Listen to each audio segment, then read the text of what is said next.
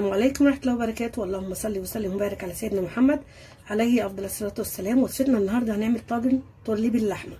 التورلي من الاكلات الشتويه الحلوه، هو صيف وشتو بس على اساس ان الخضار بتاعه كله موجود فريش، موجود فاصوليا خضراء بقطعها كده يا جماعه، بسله، جزر انا بحب ان انا اقطعه زي شرايح كده بورد، الكوسه نفس الشيء كده، وطبعا وبطاطس بس انا نقعها في ميه. اول خطوه نعملها مع بعض ايه؟ بصوا بقى يا جماعه، انا محضره كده السمنه بتاعتنا، معلقتين سمنه حطيتهم ساحوا، ودولت بصلتين متوسطين مقطعين بصوا كده يا جماعه شرايح او جوانح او اي تقطيعه تحبوها. هشوحها كده، عايزاها ادبلها. محضره حاجه تانية معايا، دي قطعتين كده ليا، الطواجن يعني ليا انا بحب بصراحه، ودي على حسب الرغبه بس بتديله نكهه حلوه قوي. هشوح كده البصلايه بتاعتنا معليه مع السمنه لحد ما تدبل معايا كده وتاخد لون اللي هو مصفر بسيط. البصله بتاعتنا دبلت كده وخدت لون اللي هو الصفار الخفيف. هننزل دول فصين توم، هننزل بيهم واشوحهم كده برده ياخدوا لون دهبي. اشم ريحه التوم يا جماعه، اشم ريحه التوم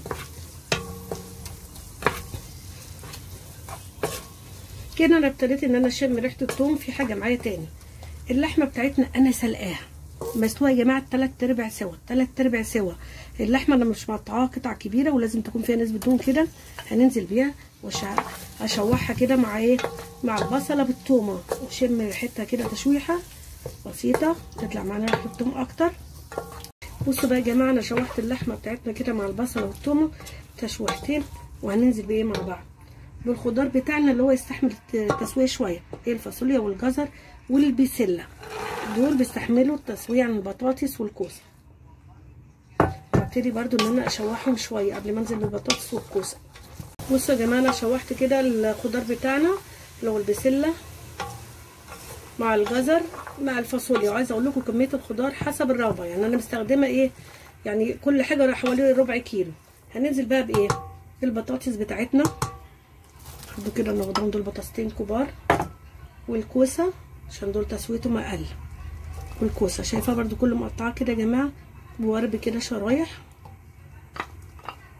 هنشوح الخضار بتاعنا ده كله تاني مع بعض، مش كتير عشان ما يتهريش. ده طاجن تورلي بتبقى الخضار بتاعه فيه مش زي الطبيخ كده، مش مهري كانه خضار سوتيه. بصوا الخضار بتاعنا بعد ما تشوح لون الخضار بتاعه بان ازاي يا جماعه، حاجه سخنه. هننزل بيه دول شويه طماطم على حسب الرغبه مقطعاها كده مكعبات، هنزل بيها يا جماعه كده عشان هشوحها. وهننزل تاني مع بعض دول معلقتين معجون طماطم، هنزل بيهم برده كده واشوح كل ده كده ايه مع بعض. بصوا بقى يا جماعه، اقلب كده لحد ما يتشوح معانا كده شويه، وهسيبه على النار عشان ما اقلبش كتير عشان الخضار بتاعي ما يتهريش. هحط ايه بقى عشان اسيبه على النار؟ هنحط بقى يا جماعه دول شويه ملح حسب الرغبه، ورقه اللورة، فلفل اسود، كزبره، بهارات، كمون، شويه شطه صغيرين، معلقه سكر. الحاجات دي كده اقلبها واحط حاجه تانية معاها. دول كده شويه فلفل، قرنين فلفل اللي هو ملون على اخضر كده، ده على حسب برده الرغبه بس بيدي طعم حلو قوي يا جماعه. واقلب ده كده واسيبه على النار يضرب بصي شويه كده تقلبتين عشان هنحط حاجه تانية.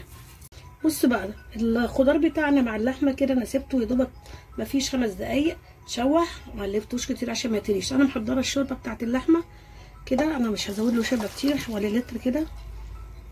هحط له كده شويه واسيبه على النار ربع ساعه يا جماعه. هغطيه بالغطا كويس واسيبه ربع ساعه قبل ما نحطه في الطاجن. بصوا بقى يا جماعه الطاجن بتاعنا بسم الله ما شاء الله، شايفين شكله بسم الله ما شاء الله. انا محضره حاجه بقى، محضره ايه، ده الطاجن اللي احنا هنحطه فيه. انا بص مدهنه كده من الجوانب ومن تحت معلقه سمنه يا جماعه، وابتدي ان انا اشيله وافضي بقى ايه في الطاجن بتاعنا. انا سبت حوالي ربع ساعه، الخضار زي ما هو مستواش، هيكمل سواه في الفرن بتاعنا. بصوا ما شاء الله اللحمه بقى تطلع دايبه وبيبقى ناشف يا جماعه. بصوا بقى يا جماعه، انا بعد ما انا حطيت الطاجن ده بتاعنا كده، انا مولعه الفرن، هبتدي بقى ان انا ايه هغطيه بورق الفويل. بصوا بقى يا جماعه الطواجن بتاعتنا انا مولعه الفرن قبلها ب10 دقايق، هحطها بقى على الرف اللي من تحت يا جماعه الفرن متسخن.